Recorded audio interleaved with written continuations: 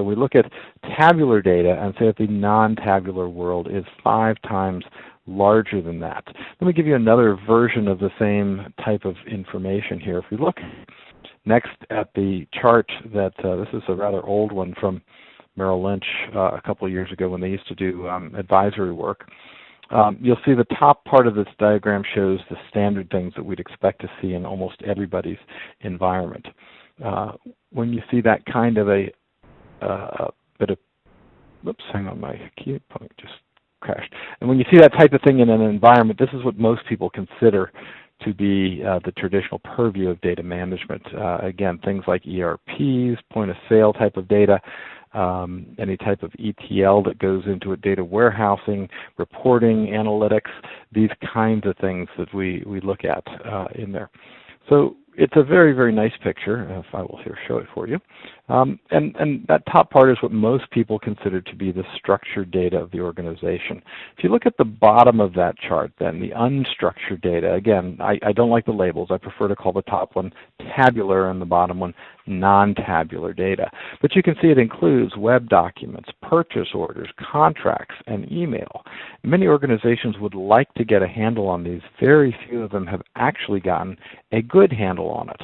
And you'll see occasionally that organizations will come along and say, well, we'd really like to get more control over our knowledge management system. These are, again, the same kinds of things that they're looking for, trying to come up with that. So let's move on to a definition then for document management here. The proper definition here that we use in DAMA is control over the capture, storage, access, and use of data stored outside of relational databases.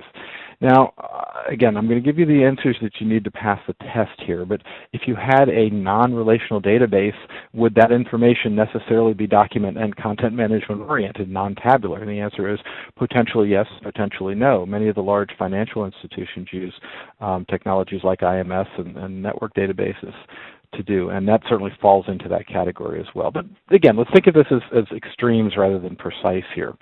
So it's roughly equivalent to database operations in terms of managing these things, as in if I had a report that I had done for a client a couple of years ago, I would want to put it in a filing system where I could gain access to it. But more importantly, I'd like for the other associates that I have here at Data Blueprint to be able to access it as well, and they wouldn't. There's 2 ways of accessing it. 1, Peter, where did you store it? And 2, can we get onto our system and look at it?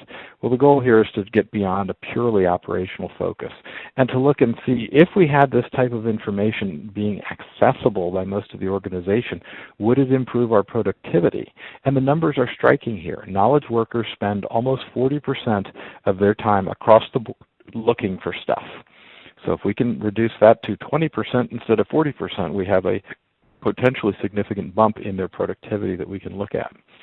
So when we look at document and content management, there's really 2 sub-functions that we're looking at under here. One is the document management, which is paper documents that people think of. And again, it's roughly the same kind of thing as where did I store receipts and that sort of stuff. The content management part, though, is a little bit different. You might think of this as a voicemail, a transcription of an event, a court transcribed proceeding, a television documentary that might be important to look at this as well. So document management is sort of a little bit a little bit less tabular-ish, and the content management is getting away from the tabs entirely and moving towards stuff that really has very little structure in that sense. Again, and how would somebody look at a piece of content here and say, well, I can interpret that video with a machine and determine what's actually going on inside of it. And you can't, you do it with keywords. So when we talk about these unstructured, what is it? It's a document, a file, a graphic, anything in there that is moving away from our sort of online format. Again, different kinds of formatting ends up being appropriate here, Word documents, XML files, et cetera, and quite frankly, there's all the paper files that haven't yet been digitized in some format. So there's an awful lot of this. Again, we've estimated 5 times that. Now, here's another very interesting question. IDC is one of the research partners out there, and they have a question here that I think you guys should be kind of scared at just to look at it on the surface. So in other words, the question we would ask you guys is, what is the exponential annual growth rate of this unstructured or non-tabular data? And the only answers we're giving you are between 30% versus 90%. Well, I don't know about you guys, but if I could put my money in the bank and have it grow at 30% rate annually, I would be extremely happy. And it turns out that IDC claims this exponential annual rate is increasing at a rate of more than 90%. That's a lot. So it is a huge problem. It's part of data management. It's something we need to pay attention to. It is not something with which we are extremely familiar. Now, I don't mean that in the sense that we've never encountered this before, but as a discipline, this is one of the newest components of data management. We've been managing billing records for half a century at this point. We've been physically managing records with formal data management techniques for a century at this point. But the idea that we're going to try and get our hands on this pile of paper and figure out what's going on with it, that's not something we've done. So one of the things we need to do as we're looking at these document and record management challenges within the organization is to first of all separate them out between significant and insignificant ones. The records can be physical, they can be electronic, they may be a combination of both. Even IM, chatting, has become an important component of this. The IM on this slide is information management, of course, moving into that. And a lot of these are governed by different types of regulation and statute that occur in here. For example, the Sarbanes-Oxley Act describes a document that all corporations must have where they must list their major systems that they use for reporting purposes, so that if somebody needs to audit them, they know which systems they can come into the organization and do in this area. Similarly, as you have mentioned before, in healthcare are certainly going to be paying attention to that as well. So now let's talk about for planning in these areas. And really what it does is that we start to look at a life cycle. Now we've talked about data life cycles before. Here's a document management life cycle. It starts out with identifying the records as they're created. Now this is a scalable function. So again, we're not going to go out and try to identify all the documents that are created, but we want to identify the ones that we're trying to keep track of that are falling into this cycle. So again, within the scope of what we're trying to track, identify the existing records, create and approve the enforcement documents, records, and policies that need to be part of this. Classify those documents as to how they would fall into various things such as a retention policy. Look at a combination of short and long-term storage for this. Put in place retrieval and circulation mechanisms so that we can now start to understand where we get them and who, when we get them, we should get them to. And finally, preserving and disposing of these things. Now, again, you end up with some very interesting challenges in this area. For some organizations, they don't want you to keep all of your email. In fact, you're prohibited from keeping your email by the corporate retention policy. On the other hand, there's a lot of good stuff, information in those emails.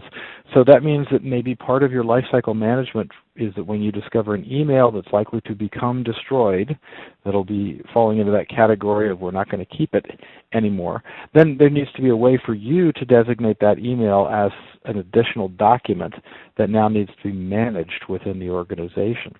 And that we do want to retain the information that we're keeping there.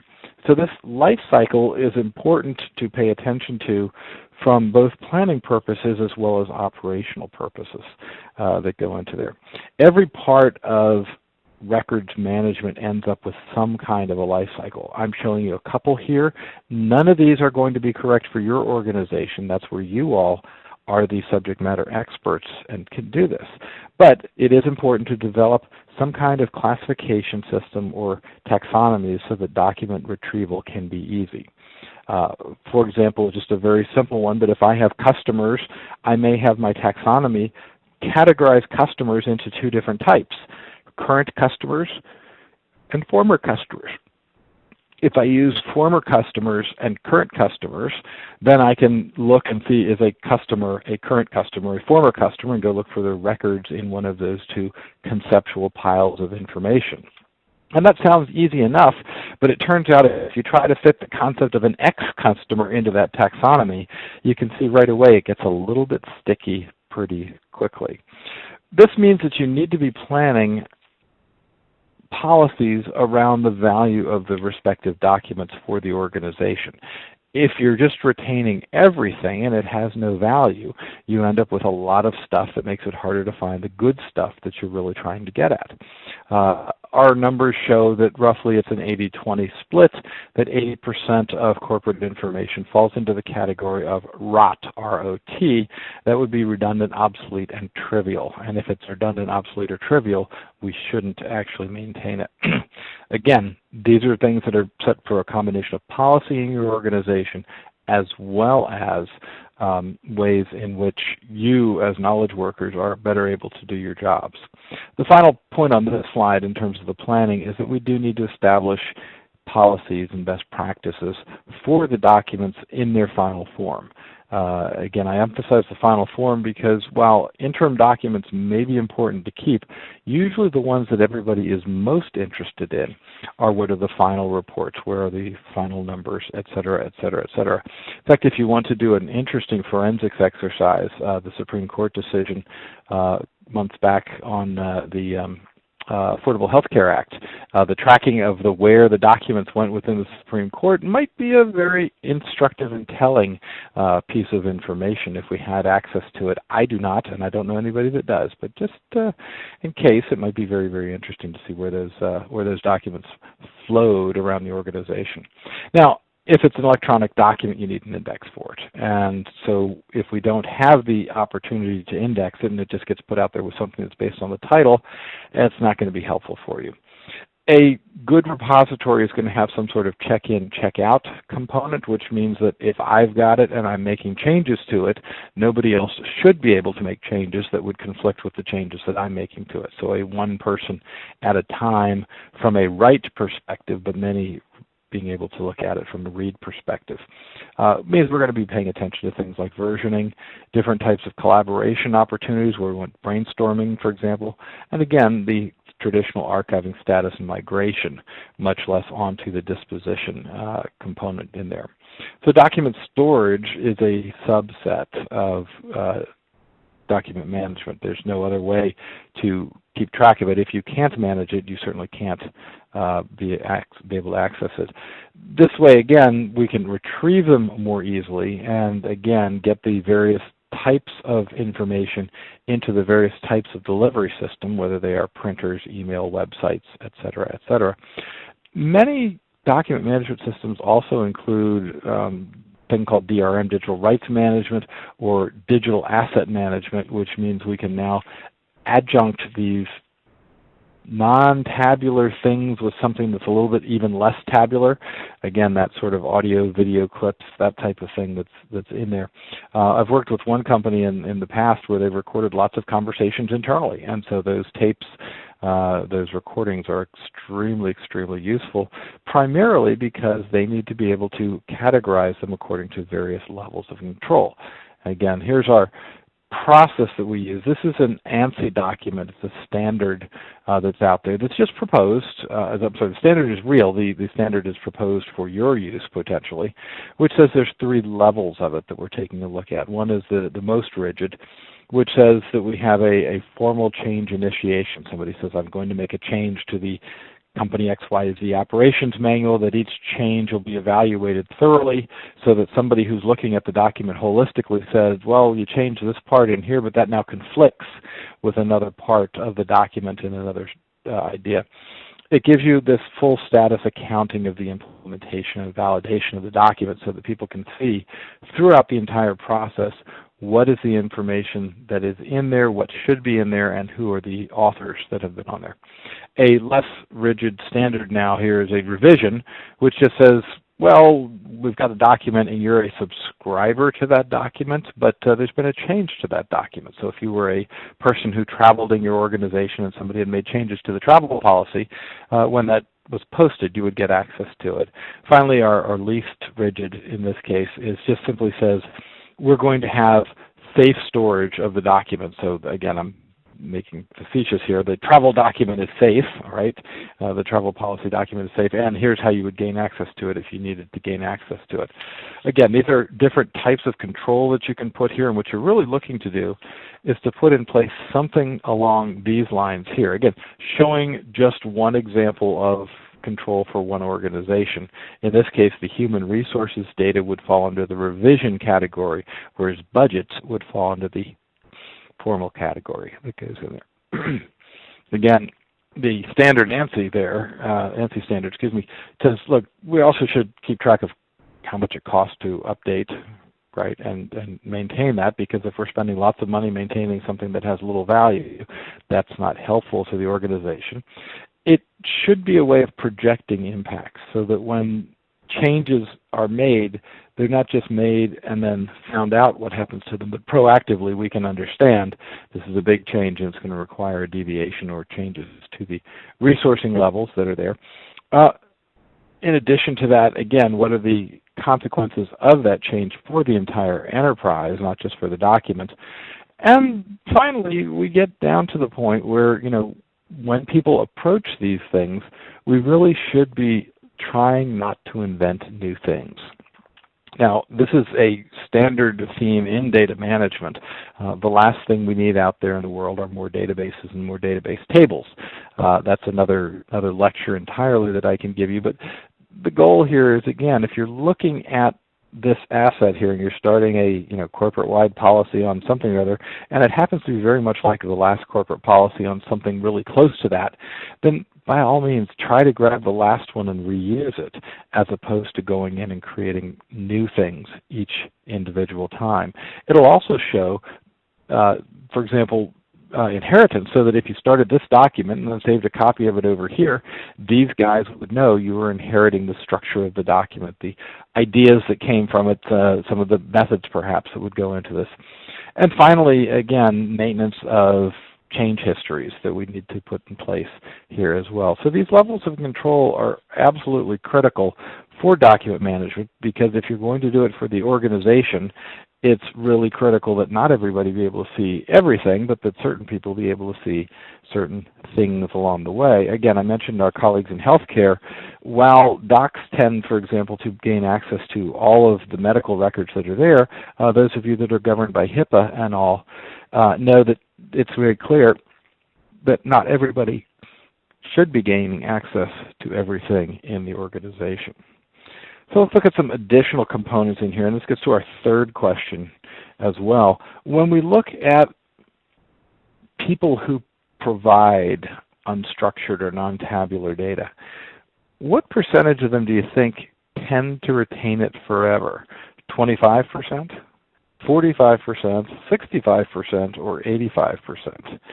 And this one's not quite as extreme. 65% of the folks who provide this unstructured data, again, non-tabular data, tend to keep it forever. And that's one of those things where you say, well, should we really do that? I'm not going to say blanket-wise that it's not, but I can say that authoritatively, as I've looked at these things over the years, more people are spending more money maintaining data that is of poor quality or poor value to the organization. And that is something that you need to factor in, because when you're looking at backup and recovery, and again, this is our fifth area of data management, remember our data availability here, we have to say, do we really need to have access to all of the stuff everywhere? Now, I worked for an organization recently where their auditors were extremely reticent to part with any of the data that was out there until we started showing them the cost. And once we started showing them the cost of the data, then they started to say, well, you know what, I don't think I really need to keep that amount of data there. If we were actually able to come up with a per-page cost for them, in this case, to manage the data. So while backup and recovery are absolutely critical for an overall corporate asset piece, most of that backup and recovery effort has been focused to date on keeping track of, again, the tabular data. So the document records people are not typically involved in this. And the question is, if you had a disaster, where would these things be? given that a tornado might strike or a flood or anything else that would be important there. So it's a good exercise to say, look, we should have the most recent copy of, an operating set of procedures so that if, something awful happens and somebody's unavailable, we're able to go back in and not only come up with the data that we need, but the controls for how the data should be used in that type of a context. I mean, where does an X-ray go if it's just floating around the office? Right? So again, what are we trying to do? We're trying to identify the vital records, the essential records that are there. We're trying to develop plans for recovery of those assets, and then of course maintenance of those plans. Because if our plan was to take it to a country or a different part of the world, and that part of the world doesn't exist anymore, it's going to be a very, very big challenge for you. So again, it's not just identification of the records or development of the plans, but the maintenance of these plans on a periodic basis. So this gets us to retention and disposal programs. And again, if you're ever caught having to go to court, unfortunately, one of the first things that will be asked is, does your company have a document retention policy? And if they do, then the next question will be, are they following it? So you have two things. If you don't have a document retention policy, then it doesn't matter whether you follow it or not. And that becomes a component of the strategy of the opposing team. On the other hand, if you have a document retention policy, the organization is going to try very hard to show that you're not following it. And if you're not following it, that doesn't bode well for you in court. So what do we mean? Well, it says there's a period of time during which we're going to maintain documents and records. It means during that time those records should be accessible and available. Again, remember that I work for a very large university that has been awarding degrees for hundreds of years. We have retention policy around those degrees awarded that are very much stronger than the retention policies around our email. And that is entirely appropriate in order to do that. The retention policy says that there's also a difference between making a record active and making a record available at some point in time. So we might say, for example, that and again, I'm making this up, this is not what VCU's retention policy is on degrees. But if I said we're going to keep the most current 10 years worth of degrees online, and then we're going to move them once a degree is 10 years old to an offline storage facility, that may be a very reasonable way to do it. Again, I don't know what our university does, but they're simply saying that some storage is more expensive than others, and we should use the expensive storage to maintain assets that are more valuable, whereas the fact that you got a degree 20 years ago is probably not as valuable as the fact that you got a degree last year. Again, these are not the numbers, so don't go calling VCU up and saying Peter says you only keep your records for 20 years, because I guarantee you they do. The idea here is to specify processes for compliance and schedules for disposition or migration of these records from one place to another within the organization. That does mean that you should be auditable in that context.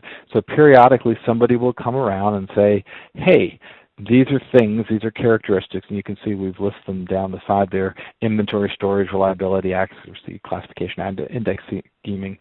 All of these kinds of things are very important, and we have specific ways in which they can be auditable. So if I'm, for example, keeping the degrees, just to keep my example going on there, then periodically I should be able to spot check and say, here's 12 names of people who've graduated in the last 10 years. These documents should be online and accessible. And here are 100 names of people who got degrees 100 years ago. None of them should be online and accessible because of our retention policy here. Now remember, these are only samples that we're putting up here as part of the DMBOK, so we want you all to go out and look at your components and see what's appropriate there. Again, as you're looking at this, what you're trying to figure out is, why are we trying to retain these documents? Now, let me move to another extreme example. I'm using not PowerPoint, but a PowerPoint-like product called Keynote to present this information to you today. If somebody told me that all of my PowerPoints were now considered to be important stuff that we needed to retain forever, I would A, question it, but B, I would also say, what is it that you're trying to do? For example, I've given this particular session on this webinar series 3 years in a row. Do you want the one I gave last year versus the one I gave this year? Hopefully every year my process improves, so I would be really only interested in the most recent year on this, because again, we think about these things, we take your feedback that you guys give us and your questions, and we try to improve the seminars for the next year in order to do it. So again, the question of why are we maintaining 17 versions of a PowerPoint deck of which there's only one final version? Do we really need the interim versions to be accessible to everybody in the organization? Second component of this then is trying to figure out how we're going to go about the process of looking at these audited components. So somebody says, well, okay, how do I figure out whether these are online or not? Well, again, we can do audits. That's the whole purpose of them. There's a forensic accounting subdiscipline we can get into, and that's a lot of fun. Finally, of course, from an audit perspective, we've got to report the outcomes, because if we don't say what was the purpose of the audit, VCU, we looked at 10 people that should have been online, and they were, and 100 people who should have been offline, and we found 98% of them. All right, so where's the other 2? And that, of course, then gets us to a plan of action where we say, oh my goodness, I didn't realize this, but we could actually lose degrees. Now, remember, I'm not saying that VCU loses degrees that are here, but again, from a component perspective, why are we keeping these things? How are we going to measure what it is we're supposed to be keeping? Reporting on the outcomes periodically so we can see whether we're getting better or worse over time. And finally, developing a plan of action that will take us the next step into that. So let's look at some specific content management building blocks here. Again, as we're moving in, this is our track so far. We've done all of these to date. Again, remember, started with data governance, working our way down, and metadata management being the next one. So let's dive in. What are the goals and principles associated with document and content management, tabular and non-tabular storage? And the first one is to safeguard and ensure the availability of the assets that are stored in these less structured formats. 2, we want to make sure that we can absolutely retrieve them in the formats that they need to be in. 3, there are typically some legal obligations and some customer expectations that we want to make sure that we do. If you don't know what your customers expect you to maintain, by the way, that would be a great place to go back out and ask them. Finally, 4 here, we look at business continuity through retention, recovery, and conversion. And eventually somebody's going to say, how much is this program, this non-tabular data management program, costing us? And if it's a lot of money, then we want to look at, saying from a business perspective, is that appropriate? Or if it's a little bit of money, we can also compare ourselves to industry averages and all the rest of the things that go into that particular process here. When we look at the activities that are associated with it, we break them down into 2 parts. First one for document and records management. Again, do we have a plan, a strategy, a goal, something that we're trying to achieve? Do we want to save every PowerPoint document that everybody in the organization makes? Or do we want to keep track of the final versions? Or do we want to keep track of summaries? Again, what is it? If we don't have a plan, any step will take us there. Have we put in place backup and recovery for those records that we are interested in? Do we have retention and disposal components that we need to pay attention to? You may not. That's perfectly okay. But if you do, it's likely that they're going to be coupled with some penalties that go into that. Are we good with our audit perspective? And can we implement these systems with the appropriate acquisition, storage, access, and security controls that are in there? The content management is not too different, although we do need to look at an additional category here, which is an area we've been looking at quite a bit. And again, maybe we'll see some questions in this area, but we're engaged right now with some really cutting-edge research on maintaining enterprise taxonomies. It looks as if we now have an appropriate way to go through and do this, whereas before it was requiring much too much effort. We now have a way of reducing by a factor of 10 the amount of effort that needs to go into that. In addition to this, we need to start talking about content metadata that goes in here. How are we going to describe the things that were in that video recording, the sounds that were on that audio recording, whatever it is we're trying to do? We need to be able to provide content access and retrieval in this, and if we don't look at quality, we will end up with some big challenges in that area as well. Now, I should point out, that's not to say that quality doesn't fall into number one, but it's more important in number two because we just don't know so much. Again, in a document, in a document record, we can look at it and see what it is. If it's a 16-hour video surveillance tape, you're going to need some additional eyes to look at that as well.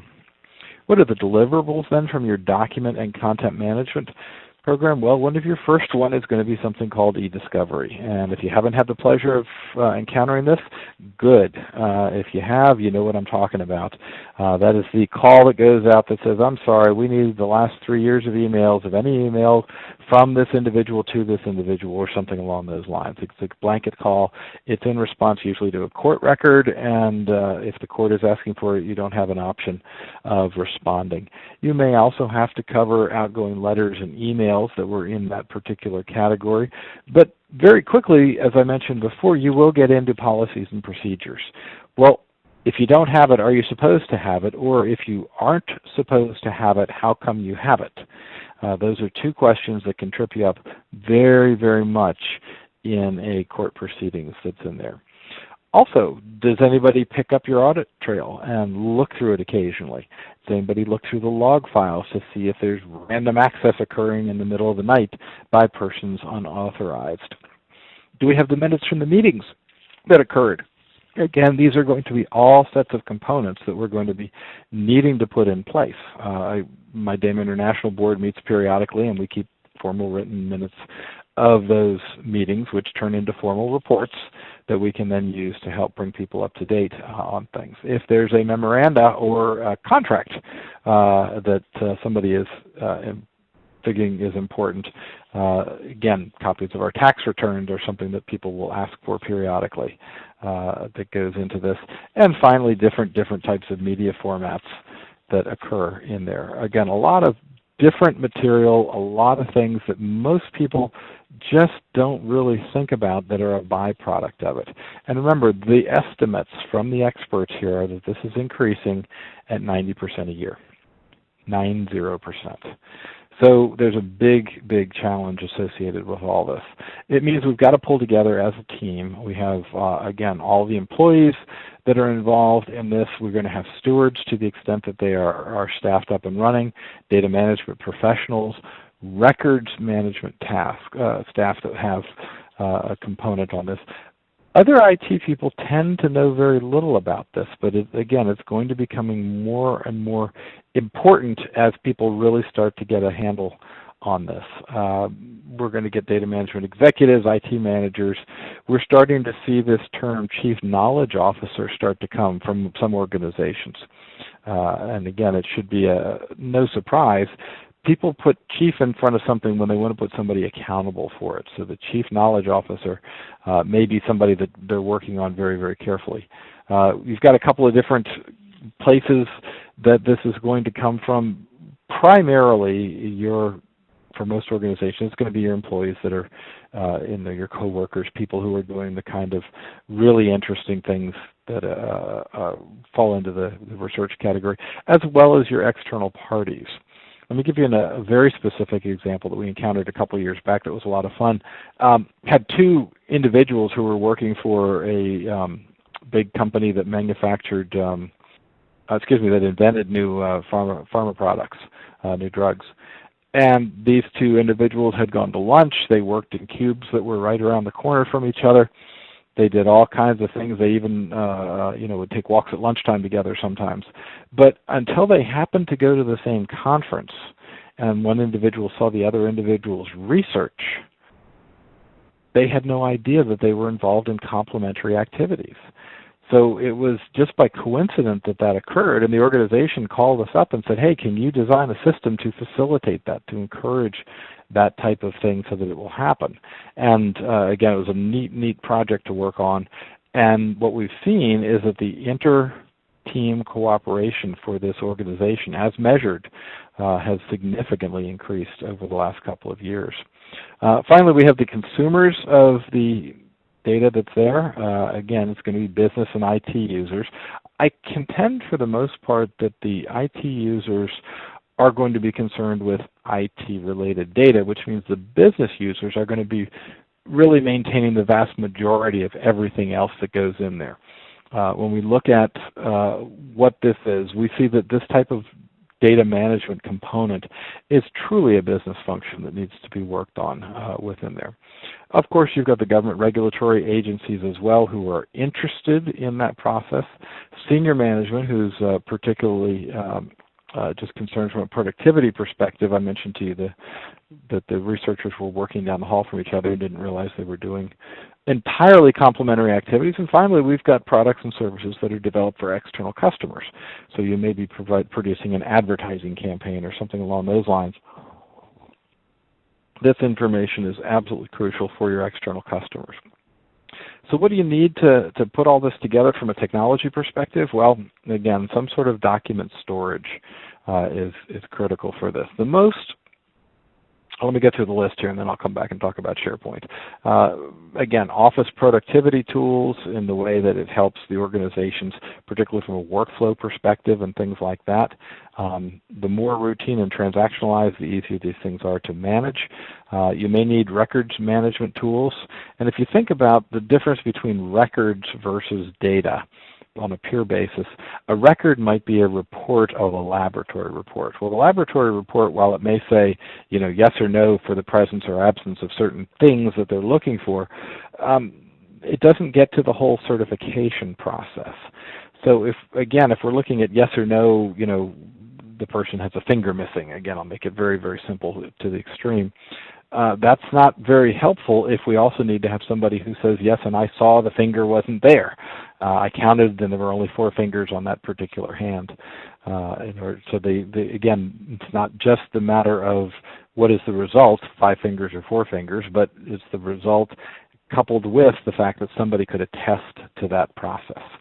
You're going to find XML to be an absolutely huge development here, and this is an outcome of SGML, which was a tremendously useful invention many, many years ago, standard generalized markup language.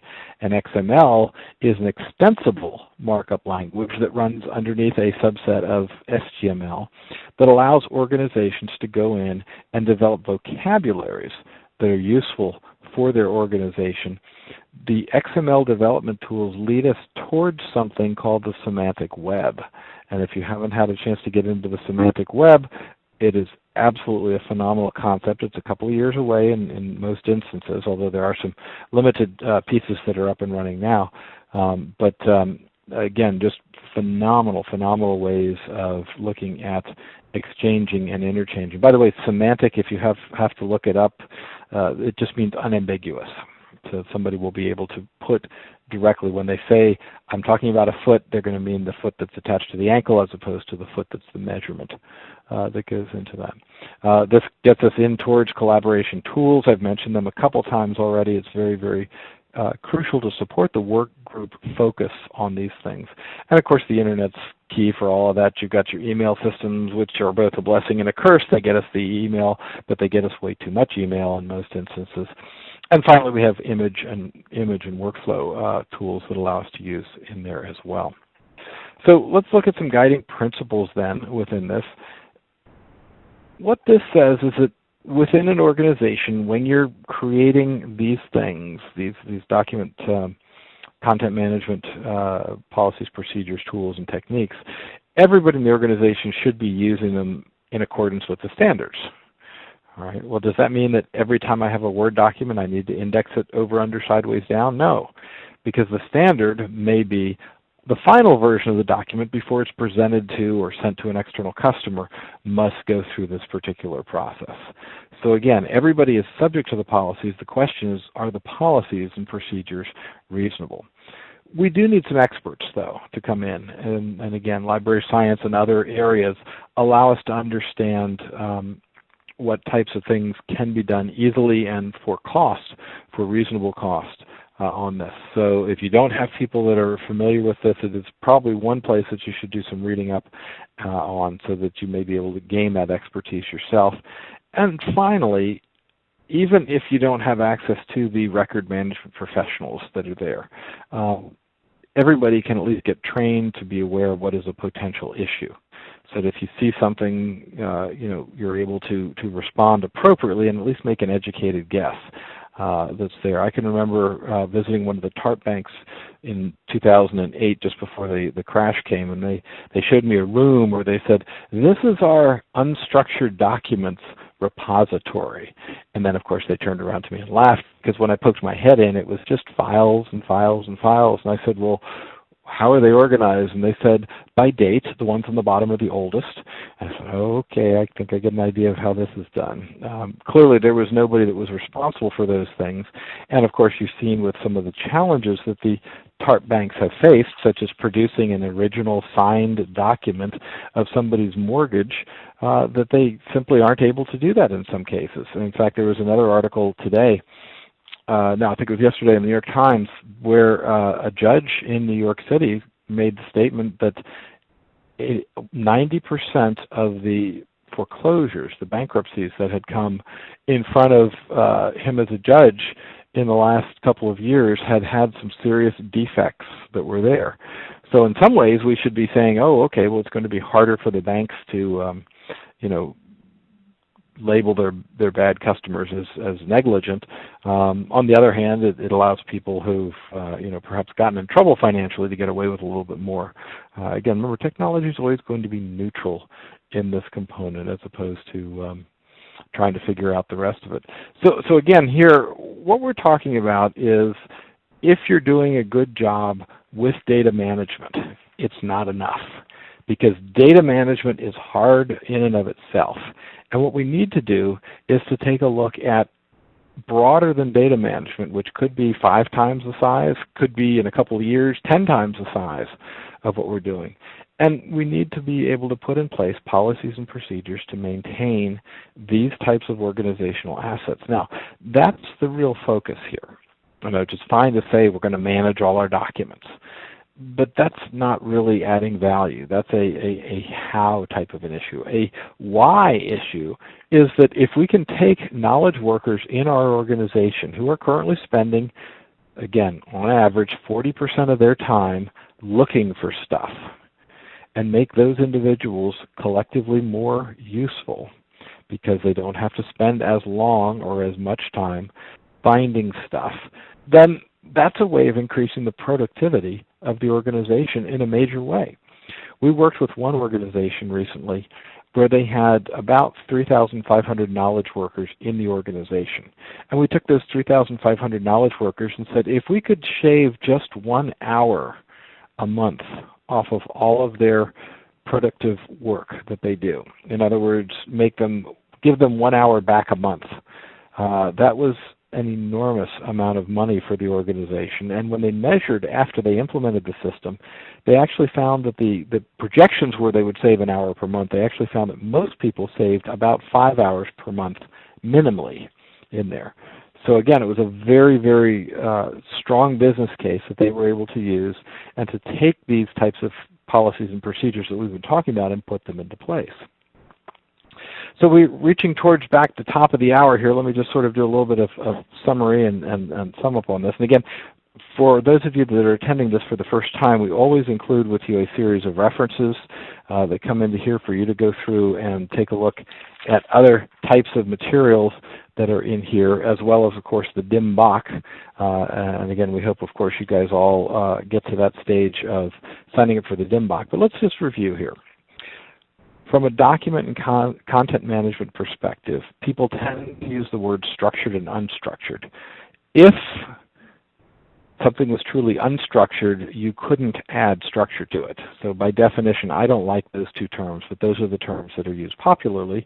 So rather than fight that, I just try to say, look, think of it as tabular and non-tabular data. Tabular data is the data that tends to be the things that we're working on in our day-to-day environments from data management perspective. It's information that appears on a spreadsheet or in a column or in a row of a database, et cetera, et cetera. The document and content management stuff that we're talking about are things that are down there on the left-hand side. Text documents, reports, spreadsheets, email, instant message, fax, voicemail, images, video, audio types of recordings, paper files that are big, microfiche, graphics. All of these things are very, very important within that context, and they supplement, they are adjuncts to your traditional data management activities. They come from internally, your employers, and potentially from external parties if we pay them for that, or if we're out there sniffing their Twitter feeds or whatever other things we're doing. And what we're trying to do in here is to a combination of document and records management and content management, both of them being slightly different. Again, document and records management is really an extension of our tabular stuff to be something a little bit Word document-ish sort of thing, whereas content management is really much more of a bucket of binary bits that are a lot harder to be interpreted. Again, the document and records management tend to be text-oriented, whereas the content management is probably not primarily text-oriented in there. Our deliverables that we're looking at are the managed records in a bunch of different media formats. We may need to produce e-discovery records on a periodic basis that go in there having to do with lawsuits and things. We've got outgoing letter and email and things like that, and I've got another lecture that I do that's got a whole series of these sort of mistakes where organizations have sent these things out incorrectly. Contracts and financial documents, policies, procedures, et cetera, et cetera. They're going to be going to the business and the IT users that are there, but also to government regulatory agencies. Our competitors in some cases may be looking at some of these things as we pool resources and things. And sometimes we also produce these things as a value add for going out to specific additional customers. Who's going to do these? Well, again, we have all kinds of employees. Hopefully we have some stewardship that's involved in the process, and some professional records management staff that gets involved in it. What sort of tools are they going to have? Well, stored documents, office tools, et cetera, XML development tools, blah, blah, blah. You get the picture. I'm not going to read it all to you. You can get the idea that's there. And again, what are we trying to do? We're trying to safeguard and ensure the availability of these assets. We're going to enable effective and efficient retrieval. We're going to comply with legal obligations as well as customer expectations. We're going to ensure business continuity, and we're going to control the document storage operating costs at a large piece. Now, let me, as I said, I'm going to save a minute or so for addressing something called SharePoint. And this is probably where most of you are getting your experience from in the traditional corporate environment. SharePoint is a wonderful product put out by Microsoft that typically, unfortunately, was not implemented well in most organizations. So when you say SharePoint, the thing that comes to most people's mind is, oh yeah, that's the place where we stick our PowerPoints. And when we stick our PowerPoints, we can sometimes get them back by having a 3-mile long URL. Well, if that's the environment that you're facing, your organization is underutilizing a very valuable piece of software.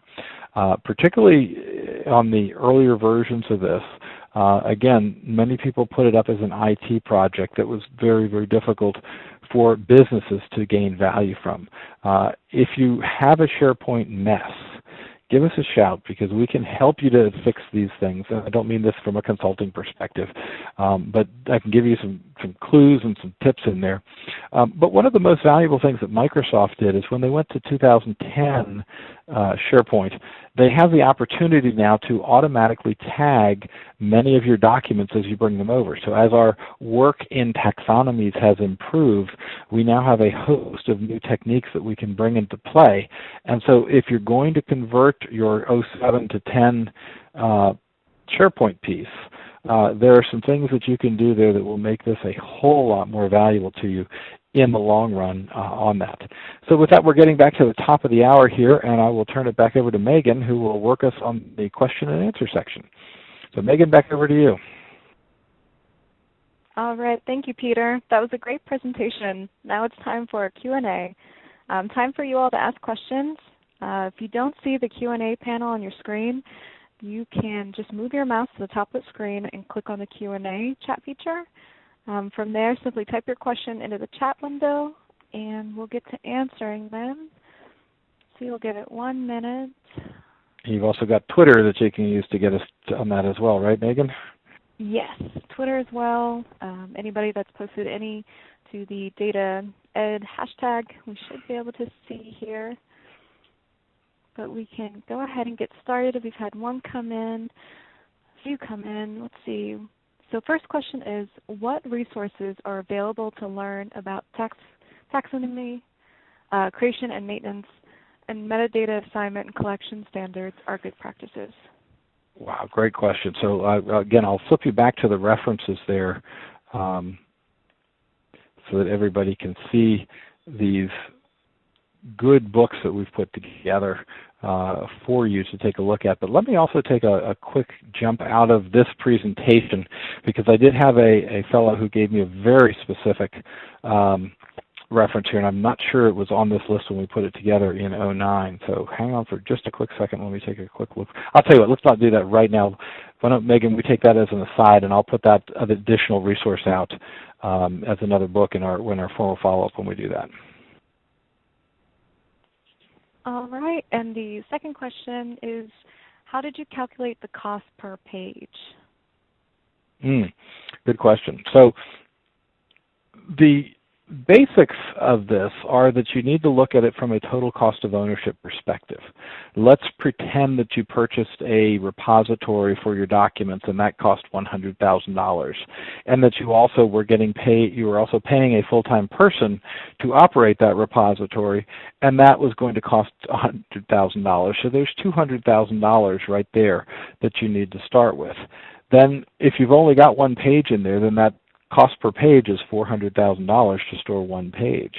So you can see how you do this. Now, the goal is not to make your costs come down by storing lots and lots of value, because if you're only measuring the value of the cost of that document being stored, you're not still approaching the true total cost of ownership, which is, again, how to employ the knowledge wisdom in your organization.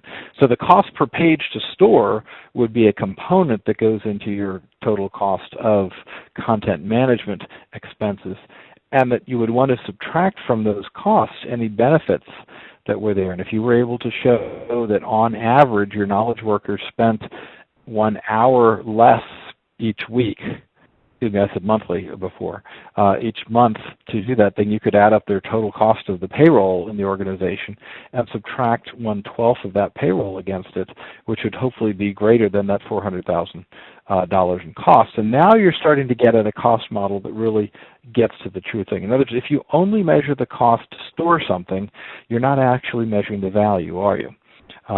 You need to look at the time that people spend searching for and retrieving information, and that's really where you get your better picture into that.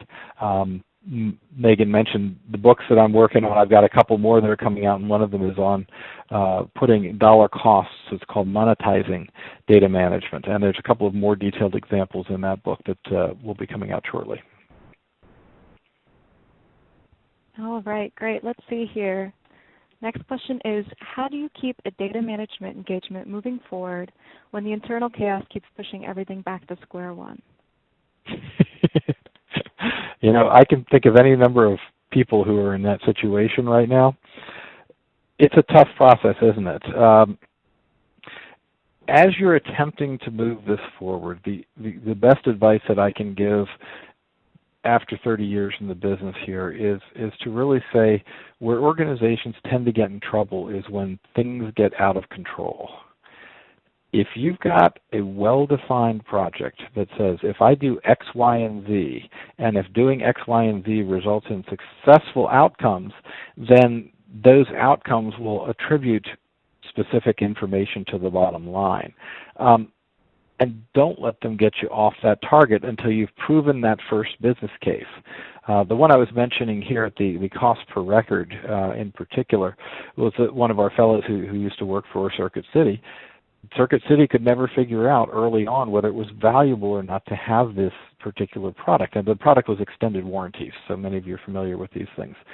And again, when they were able to figure out that each name on the list of the extended warranty list meant $6, that was first of all, they made them prove it, and once they proved it, they said, yeah, okay, if that's the case, we should have more names on that particular list. What we see happen in these is that organizations try to do too much change too fast.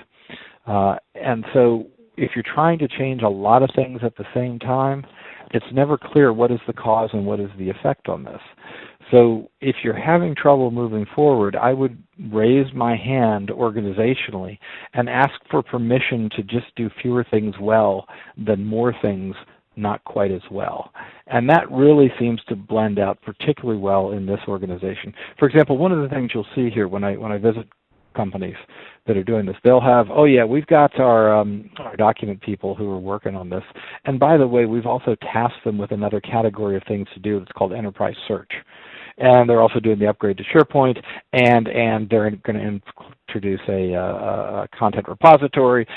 Well, right away, there's 5 major initiatives that really are somewhat related but not synergistic in the sense. So again, back away, pick one of them. I was working with somebody just the other day, and they said, so, I get to do all this governance work. And I said, yeah, you do. You realize that's a full-time job in and of itself. And they kind of looked at me like, wow, I thought I could do this for a couple months and I'd be done, right? No, it's definitely going to take longer than that. So let's start putting the proper pieces in place. Let's make sure that people really do understand this. And let me finish addressing this comment. I apologize for getting on a high horse here. But quite frankly, this is not an IT function, is it?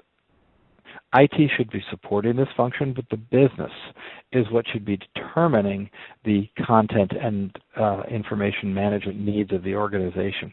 IT can guess at it, and IT can create systems that serve their purposes.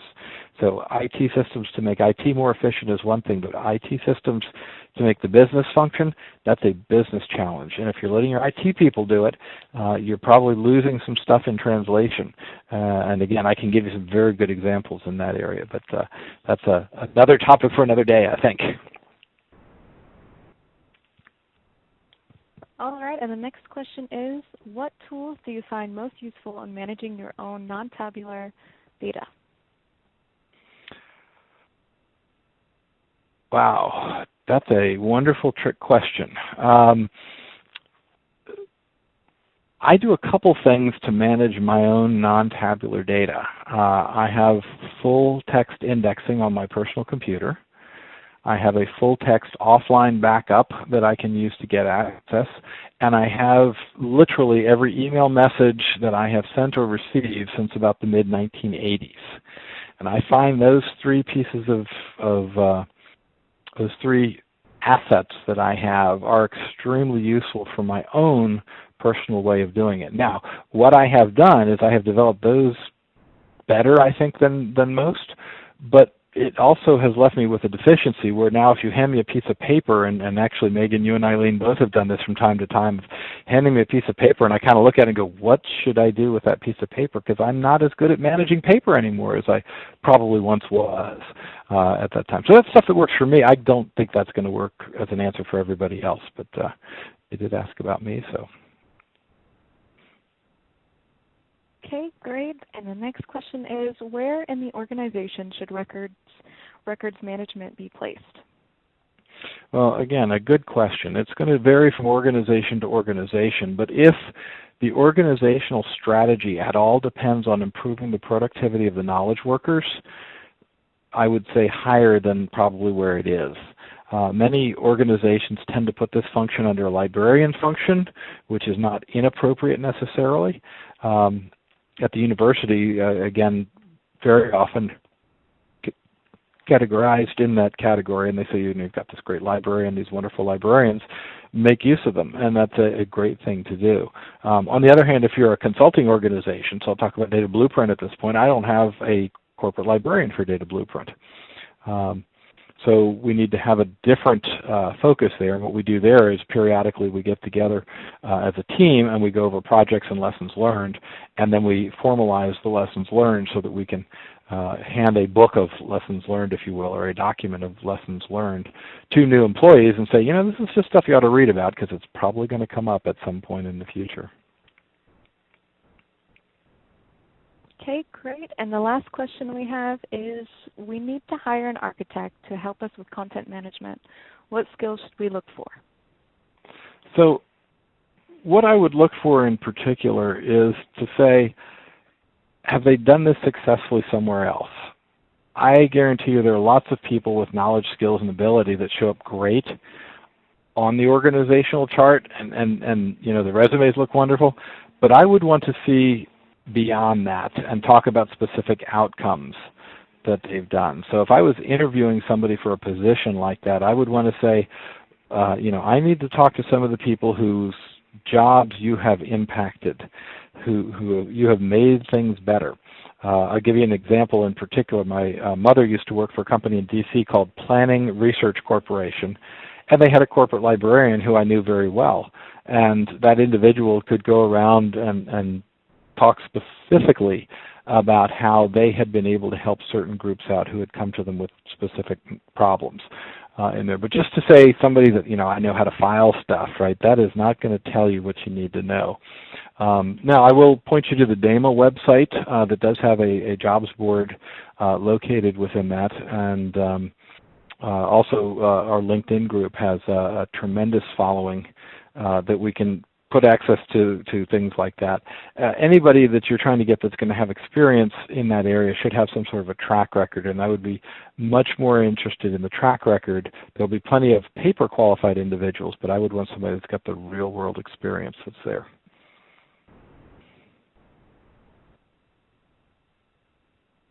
Great, thanks Peter, and thank you to everyone for participating in today's event. We hope you've enjoyed it. Thanks again to Dataversity and Shannon for hosting us. Once again, you will receive today's materials within the next 2 business days.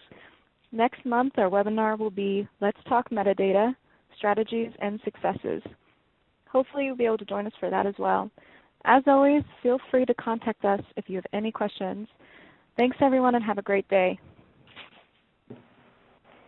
Thank you, Peter. Thank you, Megan, and thank you to all the attendees. And again, to reiterate what Megan just said, I hope everyone has a great day.